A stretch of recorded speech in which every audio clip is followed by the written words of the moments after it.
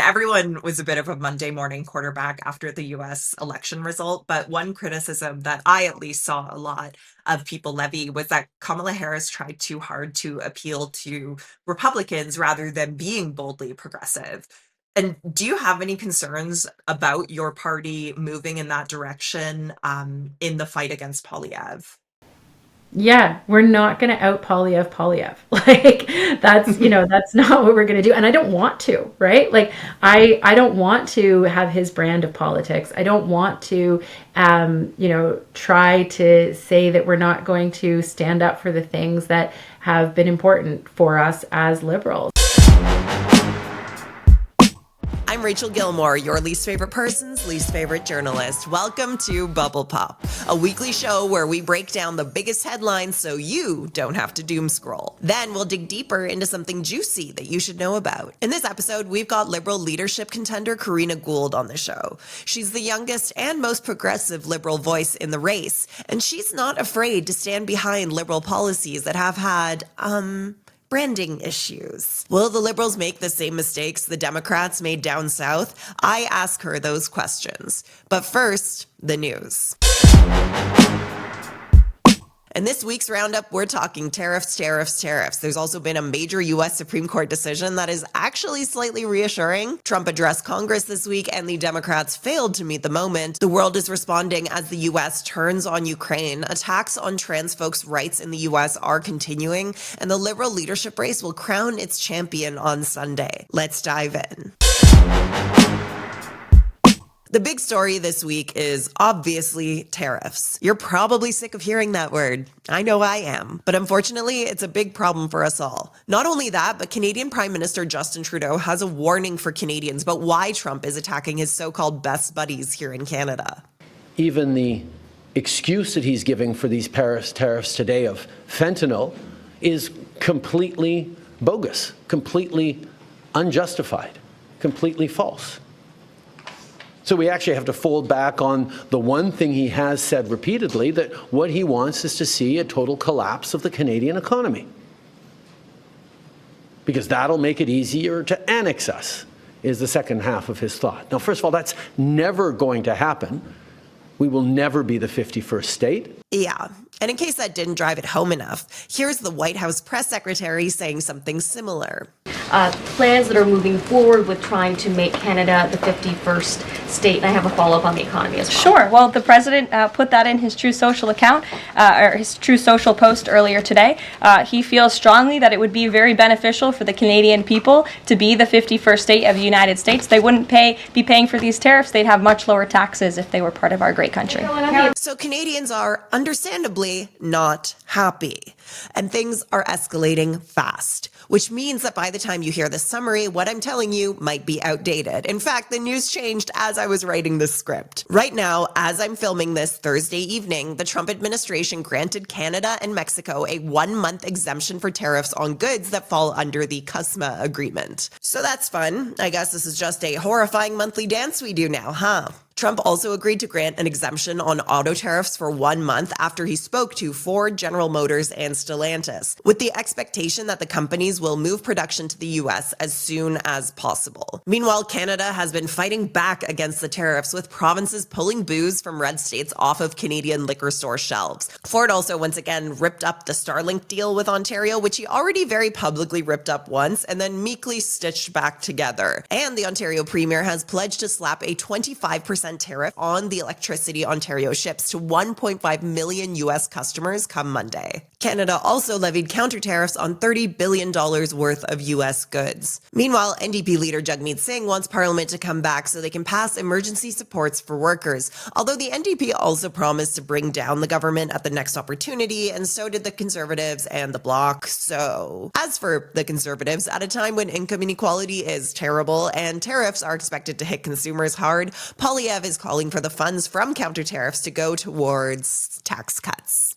Yes, really. Specifically, he wants the government to cut the carbon tax, the sales tax on new homes, the capital gains tax, and income tax. A lot of that would benefit wealthy Canadians, so that's fun. But hey, at least the events of this week gave us this incredible clip of Poilievre's body appearing to physically reject the statement that he's not MAGA, as Trump said. Watch this. It's very funny. The president says that he doesn't like me.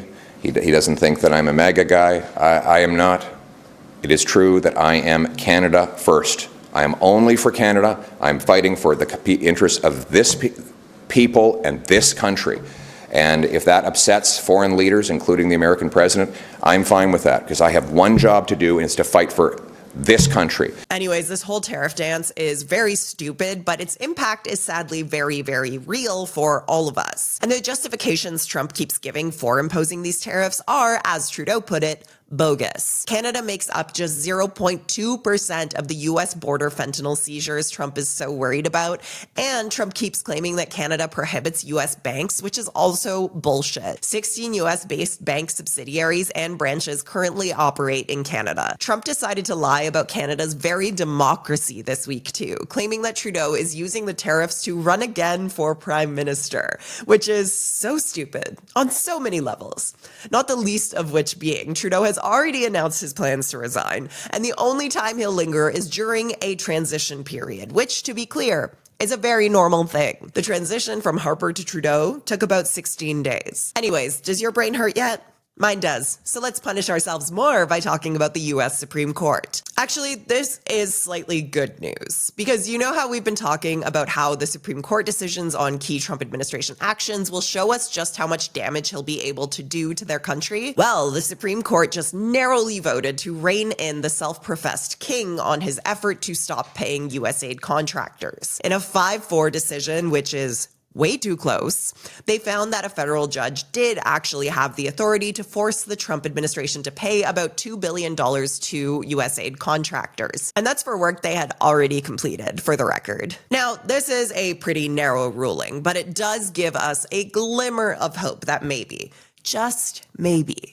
the Supreme Court will nut up and stop Trump from totally blowing up the branches of government and asserting unprecedented levels of control over US democracy. We'll see if they keep those nuts up in future, more consequential decisions, though. Speaking of nutting up, the Democrats have been absolutely blowing it when it comes to standing up to Trump. One of them, Representative Al Green, actually had the stones to protest Trump's address to Congress on Tuesday, and the House, including 10 Democrats, voted to censure him for it. Meanwhile, as Trump lied consistently throughout the speech, the Democrats decided to undertake a very brave act of protest.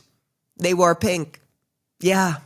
And some of them also wore black, or yellow, or blue. Powerful. Really meeting the moment, guys. Meanwhile, another powerful Democrat who has been viewed as a contender for the 2028 presidential election, California Governor Gavin Newsom, just launched a podcast. His first guest, Charlie Kirk.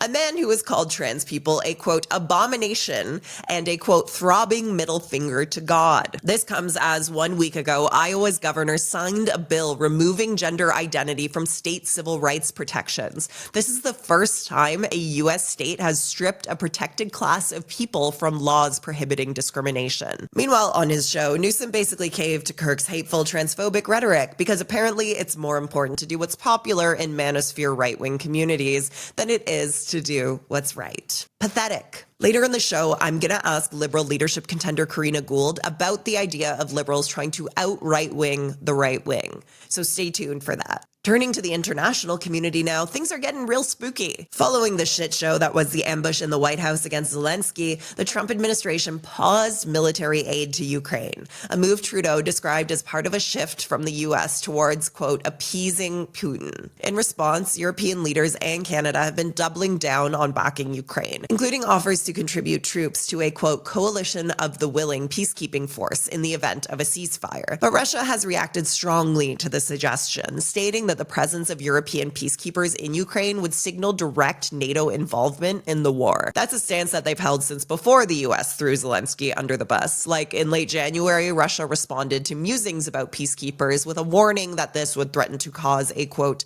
uncontrollable escalation. Europe, meanwhile, has come out and said it is responding to these, quote, most momentous and dangerous of times with a, quote, era of rearmament. Oh, and in case your blood pressure wants one final reason to spike, China is really pissed off about the US tariffs, and in response took to Twitter to say it's ready to fight, quote, any type of war against the US. Specifically, they said, quote, if war is what the US wants, be it a tariff war, a trade war, or any other type of war, we're ready to fight till the end. God, the US really fucked us all with their decision to elect Trump, didn't they?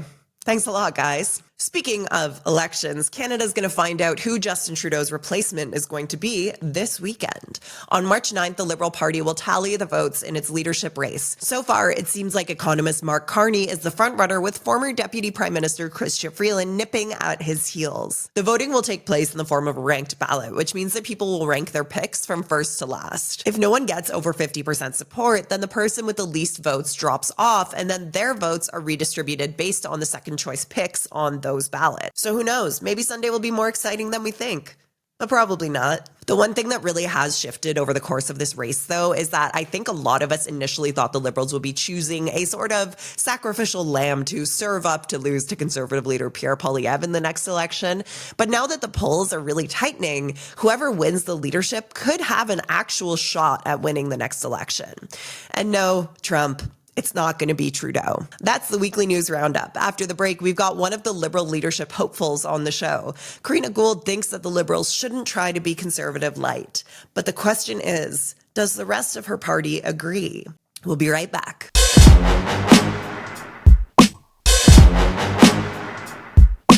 Karina Gould wasn't a name that many people had on their bingo cards when we started speculating about who was going to be the next Liberal leader. But the 37-year-old, who is almost 2 decades younger than anyone else in the Liberal leadership race, quickly emerged as the dark horse candidate.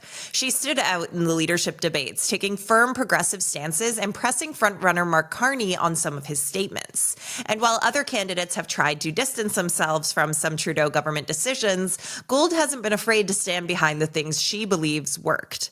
Taken together, she might be one of the most interesting voices to emerge in this leadership race. So I'm very excited to welcome Karina Gould on the show. Karina, welcome to Bubble Pop. Thanks for having me, Rachel. Now, you've been quite progressive in your stances in this race. You've emphasized the importance of a social safety net and called for universal basic income. Most of the other candidates seem to be trying to sell themselves as more centrist. Why are you choosing this different approach? Well, I'm just being true to who I am. I'm putting forward the ideas that I think are important for our country, that I think are important for Canadians. And, I am proud of, many of the things that we've been able to achieve as a Liberal government. And I also think that what I'm putting forward speaks to Liberal members. You talk about a universal basic income. That is something that has been on the convention floor for the past 4 conventions, and it's passed overwhelmingly each time. So I'm not afraid to, be a progressive voice. I'm not afraid to stand up for the things that I believe in and to put those ideas out there to Liberals and hopefully to Canadians. Speaking to David Akin in January, some of your colleagues seem to think that Justin Trudeau moved the party too far to the left and that this played a key role in the decline of the Liberals. What did you think when you heard that criticism? Do you agree with that? Well, look, I think there's mixed feelings about the supply and confidence agreement with the NDP. I think that for many Liberals was a tough pill to swallow. But I think more than anything, what was challenging for our party was that, at the moment in time when Canadians were saying that they needed help post-pandemic with the cost of living, we weren't really focused on that. And I think more than anything, it's about, were we listening to what Canadians were telling us, and were they satisfied with the government's response? And I think the answer is no on both of those fronts. So for me, it's important to demonstrate to Canadians that I'm listening to them and that I'm focused on the issues that matter. Obviously the long shadow of Trump has been cast over this leadership race and across the country entirely, but that doesn't mean that cost of living issues have receded from the importance for people. That's why I put out policies on, reducing the GST from 5% to 4%. It's why I put out policies calling for more competition in Canada, a really bold and ambitious housing plan that will tackle the housing crisis. And as you mentioned, modernizing our social safety net.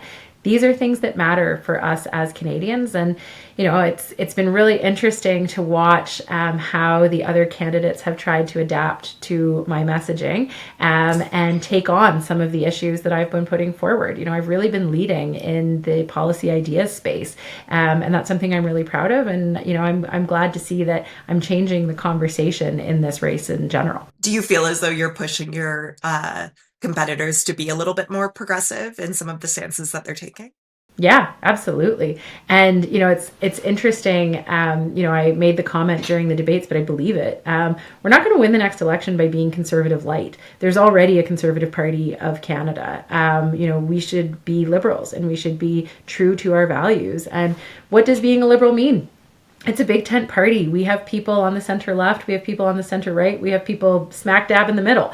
But what has always been the reason for me to be a proud liberal and to be excited to be part of this party is that we should be able to and we can have those really robust discussions. So, I think it's a good thing to show that there is that diversity within our party. I find it really interesting when you mentioned the conservative-lite thing because, everyone was a bit of a Monday morning quarterback after the U.S. election result. But one criticism that I at least saw a lot of people levy was that Kamala Harris tried too hard to appeal to Republicans rather than being boldly progressive. And do you have any concerns about your party moving in that direction in the fight against Poilievre? Yeah, we're not going to out-Poilievre. That's not what we're going to do. And I don't want to, right? I don't want to have his brand of politics. I don't want to, try to say that we're not going to stand up for the things that have been important for us as liberals. We've always put forward bold ideas that have moved this country forward. We wouldn't have universal health care if it weren't for a liberal government. We wouldn't have the National Child Care Program if it weren't for a liberal government. And we wouldn't have legalized same-sex marriage in this country or legalized cannabis if it wasn't for a liberal government. Those were all bold ideas at the time that have now become mainstream and accepted. So I don't want to be conservative-lite. That's not who I am. And I don't think it's who we are as liberals either. And, I think to the point about, the situation in the US was different, but there are lessons that we can learn from it. But I think the thing is you don't necessarily win elections by playing it safe. You win elections by inspiring people, by sharing your vision for Canada and giving them reason to be hopeful and to be optimistic. And Pierre Poilievre is selling his own kind of weird, dark version of hope in a way. But, I think what brought us into power into 2015, and I think what would keep a new version of a liberal government in office is harnessing that hope for people and giving people something to feel hopeful about. This is a weird, scary, tough time that we are living in, but I think that there is reason to be hopeful and there is reason to be optimistic. But that's got to be our brand. That's got to be who we are. And it's got to be what motivates people to come out and vote for us. One notable Trudeau-era policy that you have stood behind that sets you apart from some of your competitors is on the price on carbon. You're saying that the party should sort of salvage it. Can you tell me a bit more about that position? Yeah, look, I'm not going to just bow down to what Pierre Poilievre says that we should do. I mean, I'm going to stand behind a policy that works. Look, Pierre Poilievre has erroneously and incorrectly misled Canadians to say that the reason why things cost more is because of the price on pollution. We know that's factually incorrect. The reason why things cost more is because of inflation. And so if we're going to tackle the root cause of what people are upset about when they're talking about the carbon tax, it's not that they're saying that they don't care about fighting climate change. It's not that they're saying that they don't care about protecting the environment. What they're saying is things are really unaffordable and we need help. And the fact of the matter is that removing the consumer price on pollution is not going to make things cheaper, right? We know that. The Parliamentary Budget Officer has come out and said that. But what we do know is that people are struggling to make ends meet. So let's put forward policies that are going to help them.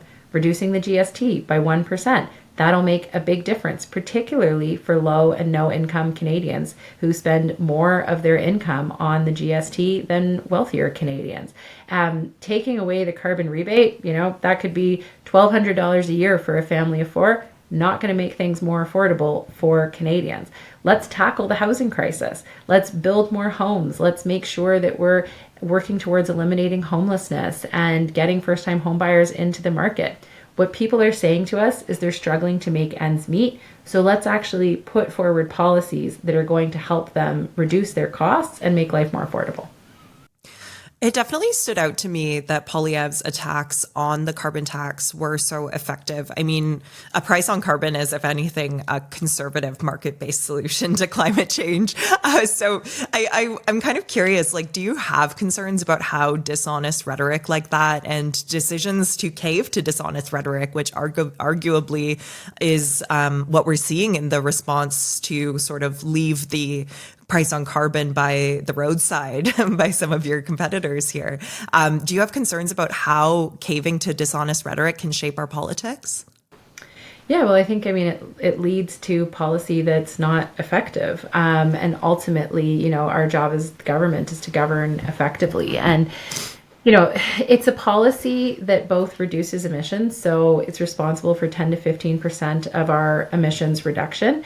But, Poilievre has made it so toxic, and he's made it a catch-all for everything, that I can understand why, my colleagues in this race would like to move away from it, to try and open up a different space to have a conversation. So I understand why they're doing it.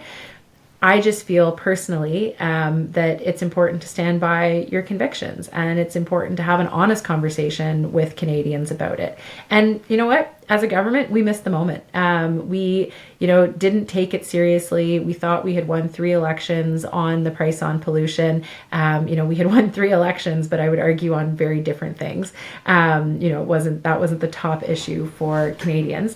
And even, in 2021, the Conservatives ran on kind of a wonky version of the price on pollution. Erin O'Toole had this weird, green savings account where you could use money to buy green, more environmentally friendly things. So it was I don't know, the Conservatives always put forward ideas that, they say they don't want big government, and then they have even more control than, what the free market asks for.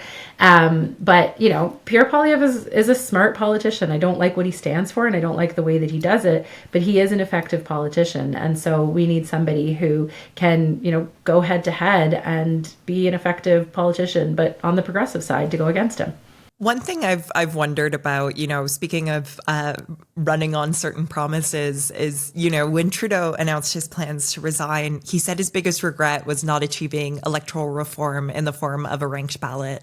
I think the specification there annoyed some people, since not only were they angry that Trudeau hadn't achieved electoral reform, but they felt his focus on a ranked ballot outcome was part of the reason that it didn't work out. You served as Minister for Democratic Institutions and were the one to announce that the government had to abandon or was abandoning that promise. Do you have any regrets about how that played out? Well, look, I came in at the tail end of that process, but what I will say is that we were pretty naive, I think, in 2015 about how we approached that promise, and thinking that we could put together a parliamentary committee that would somehow come to an agreement and put partisanship aside and do what was best for the country on one of the most political issues there is, choosing how MPs are elected, how our representatives are elected, was maybe too naive at the time. Because what ended up happening on that committee is that every political party put forward their preferred method, and none of them agreed on it. And the only two things that they agreed on that committee was that there would be no mandatory voting and no electronic voting. Otherwise, they disagreed on everything else. So I think that it just wasn't the right approach to do it. And, it's very hard to do this. And it's also something that, if I were to do it differently, I think I would do a citizens' assembly, and then put the outcome of a citizens' assembly to a referendum. I don't think you can change how we govern ourselves, how we choose our representatives without bringing it to the people more broadly. I think what I learned through that process, and my colleague Miriam Monsef experienced it on a daily basis when she was in the role before me, is that if you don't have a referendum, you will not have the legitimacy to change that system. The Conservatives asked her 20 questions a day on whether or not we would hold a referendum. So I think it's the only way that if we are going to do it, that we could do it. Do you think Trudeau shouldn't have made that promise about it being the last election under first past the post? He made the promise because he believed that it would be possible. And, in a democracy, not everything is possible. That's democracy. It's always interesting to me when people, talk about, and I get that they're disappointed because they care about it, and that's fine. And that's good. And that's the issue that they're pushing, and that's democracy.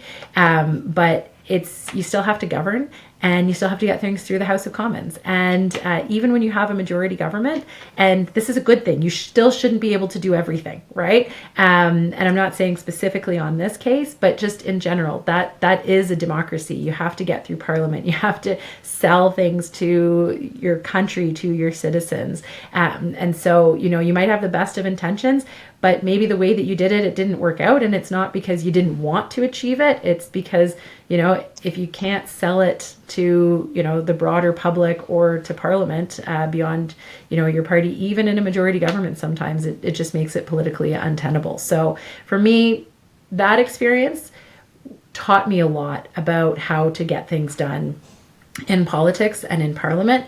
And I think that was a particularly valuable lesson for me. So that actually segues really well. Speaking of, I guess, lessons learned about doing politics. I mean, part of your pitch has been that as House Leader, you've outsmarted Poilievre on several confidence votes, as you put it, and stopped him from bringing the government down. So what do you think is key to handling a personality like Poilievre?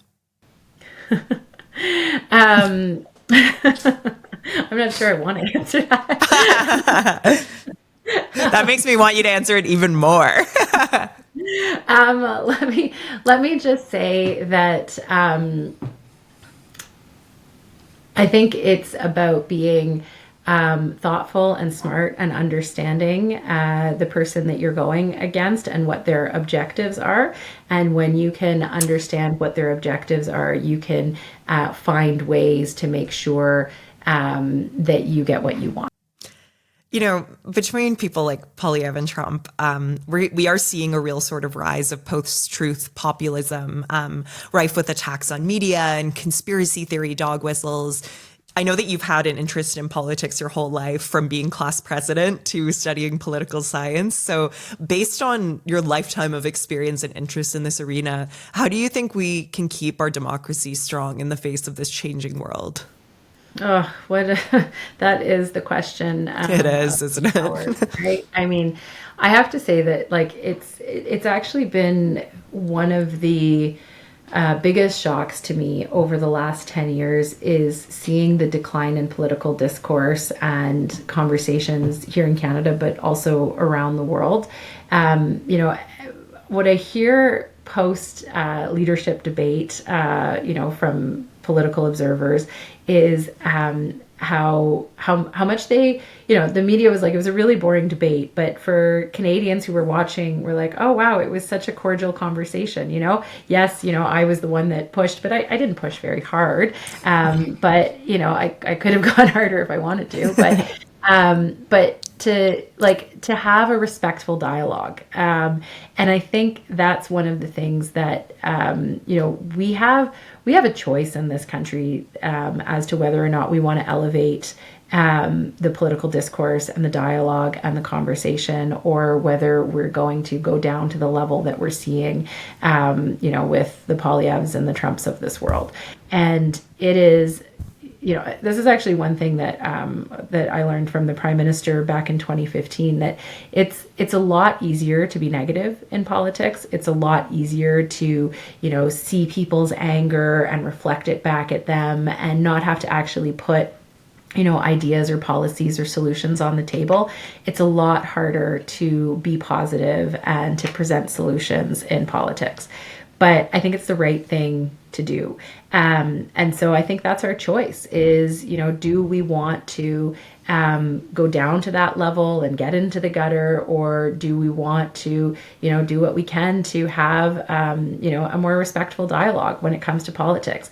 And I know that you've experienced this as well. It's not always an easy thing to do. And they're being online and on social media, it's easier to be a keyboard warrior and say and do awful things. And we've certainly seen that increase. I mean, don't look at the comments on any of my social media posts if you don't want to, get depressed about the world.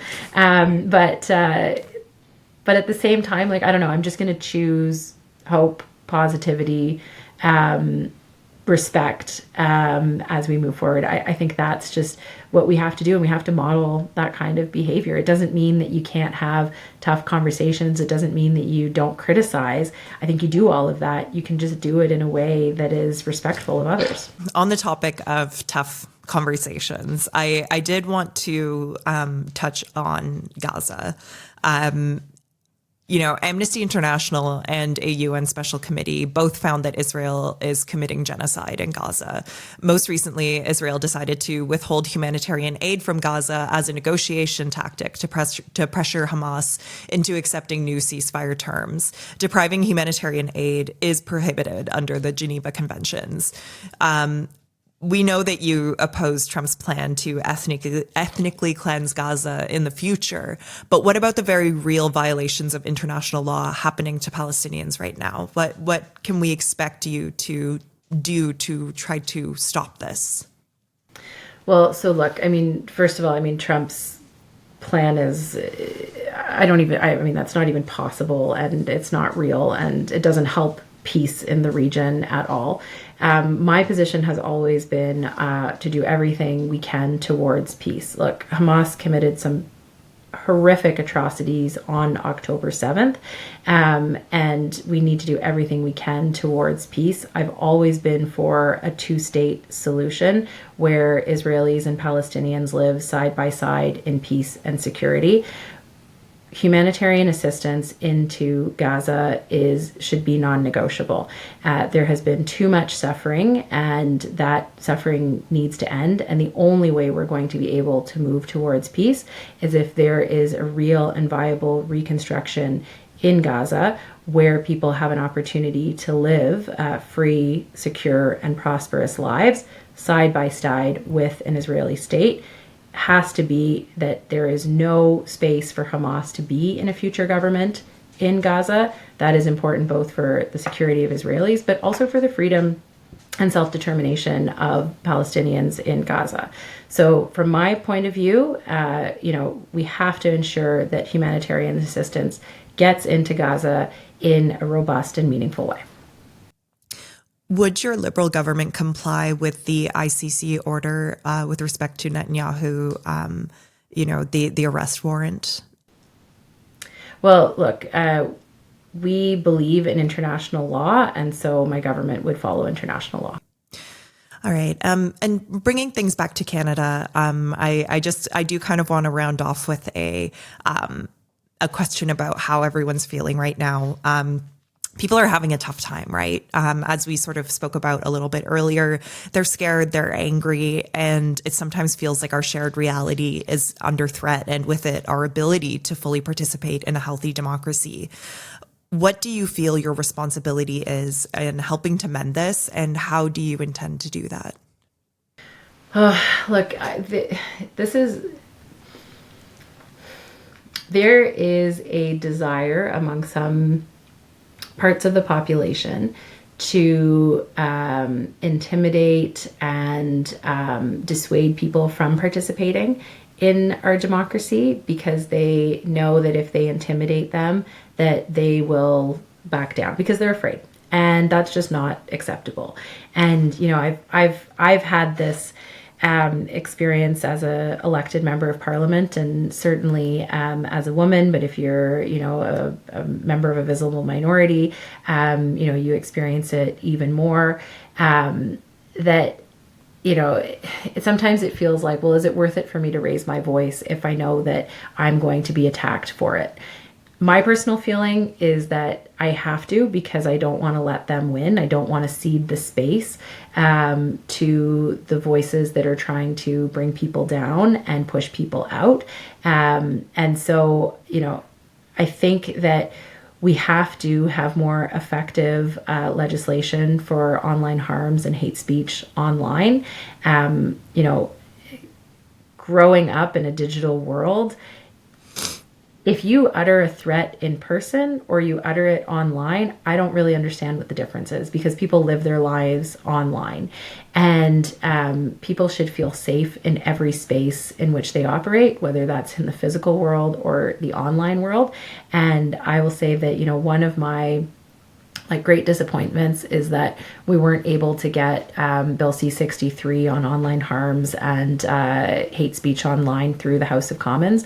The Conservatives pulled out every trick in the book to prevent this. And I just want to be clear, this is legislation that would also, protect children from, sexual predators online.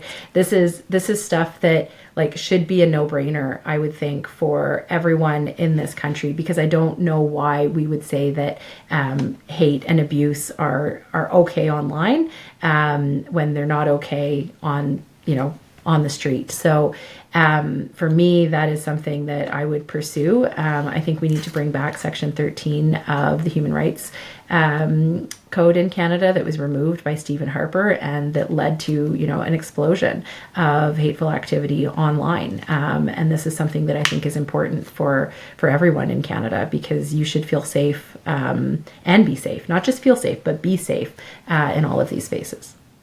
Yeah, I think it's so interesting to me the way that people don't seem to believe that the online world is real life, when it's real people, for the most part, behind those computers and those thoughts and, saying these messages, and the impact is very real regardless. So, well, and try saying that to a kid, right? Try saying that to a high school student who, lives their entire life, not their entire life, but spends a large portion of their life online. It's just, I think it's an outdated perspective, and I think we need to, to update our laws to reflect the reality in which we live now. Yep, absolutely. Karina, I think that's pretty much all the questions that I had for you today, but I do just want to give you the floor for a second.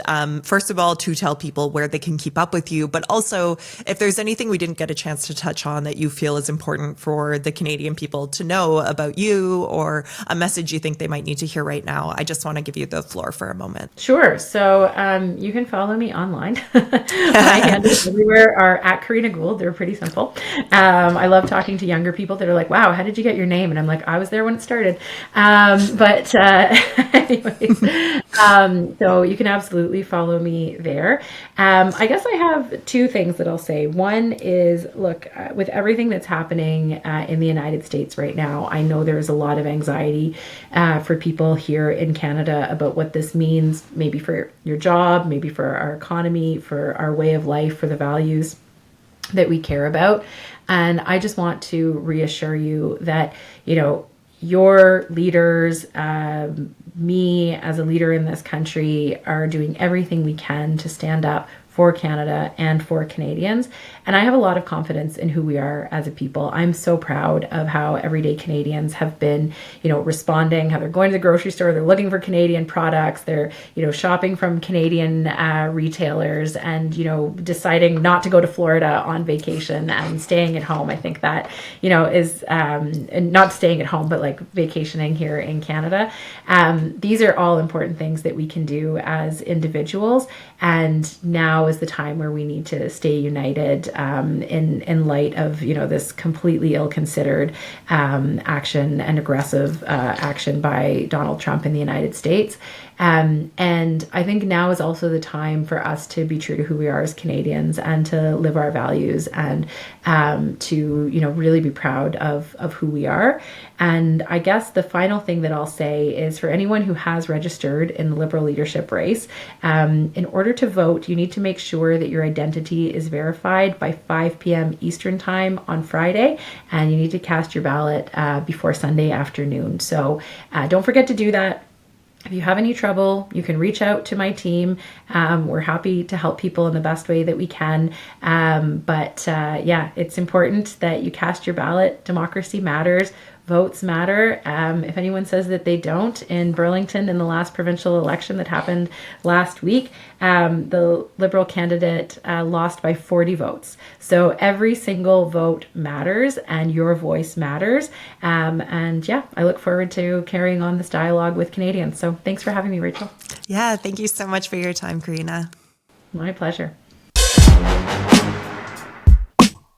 Thanks for tuning in to this week's episode of Bubble Pop. I'm Rachel Gilmore, your least favorite person's least favorite journalist. If you enjoyed this episode, consider subscribing to Bubble Pop on YouTube, Patreon, Substack, and wherever you like to listen. You can also find me on TikTok, Instagram, Twitch, and Blue Sky. I'd like to say a special thank you to Hans Vivian Wenzel for making the incredibly groovy music for Bubble Pop. You can find more of his stuff on Spotify under the artist name Hans, lowercase h with an exclamation mark. Thanks again for spending this time with me. Doing this is a literal dream job, and I could not do it without your support. So thank you, and I'll see you next time.